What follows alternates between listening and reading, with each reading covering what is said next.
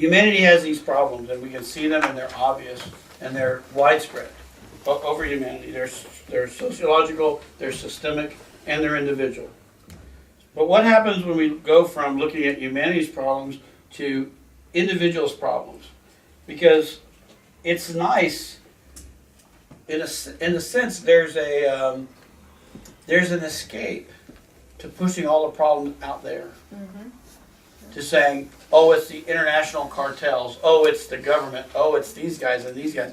These guys are doing all this bad thing while we're elbowing the person at the Black Friday sale. Okay?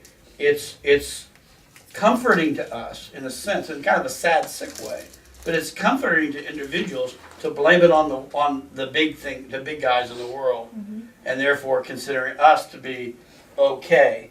But when we take that magnifying glass that we're now applying to the world and we turn it inward, then we realize that there are problems and there are stress points in our personal life, and what it's doing, what those problems and stresses are doing, is they're literally like magnets for the chaos that's out in the world.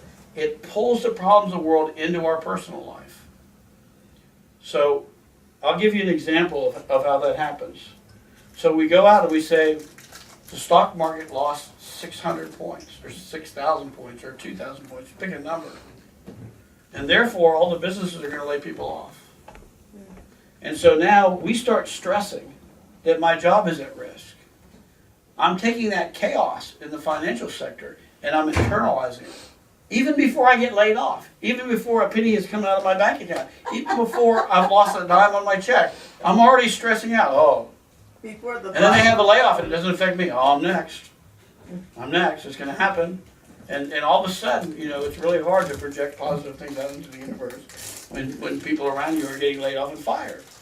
Okay? So if we're not careful, and it's human nature to take that chaos and those things that are going on around them, and they get drawn into our life because we live in the world and we can't completely isolate ourselves from the things of the world. If we live in a city and we go downtown for dinner and a riot breaks out, we're in that riot. We may not want to be. We may not have had any intention, but we're part of the social strata, and we can't isolate ourselves.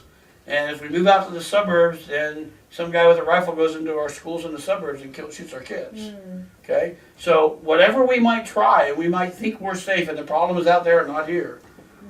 What's happened over particularly the last 10 years, is those issues have been drawn into our personal life and our private lives.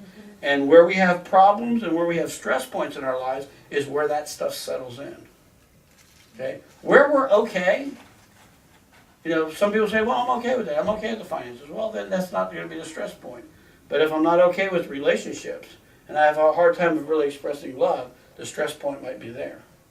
And that chaos in the world will gravitate down to those stress points in your life and those problems in your life. And they're like a virus. Before you know it, it's infected you. And your personal life is all mixed and mashed up with the chaos that's going on around you. God, you're talking about my friend so much. So not only does the stuff from our social structure come in like a virus and attack our lives and settle into parts of our life, but also we have to be honest about the fact that it's not just the big companies that are out for their own gain. It's us too. We're selfish too. We want what we want. And unfortunately, there are times when we don't care whether anybody gets hurt or not. We don't even think about it. Later on, we find out that what we want and got hurt somebody, and then we feel sorry about it. But while we're wanting it and while we're getting it, it's like single focus. I'm going to get that, and I'm going to blank out everybody. And, just go to New York City and try to get on the subway, man, at rush hour.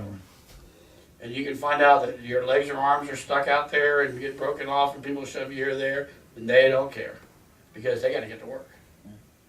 They can't be late. And we drive that way sometimes on the interstate. I got to get to work. I'm zooming in back and forth, honking my horn. These stupid people are slow, and we're being nasty because we want what we want, and these people are in our way. And we don't care what they want, and we don't care what their problems are, and we don't care what those. Just get off the road and get out of my way so I can get to work.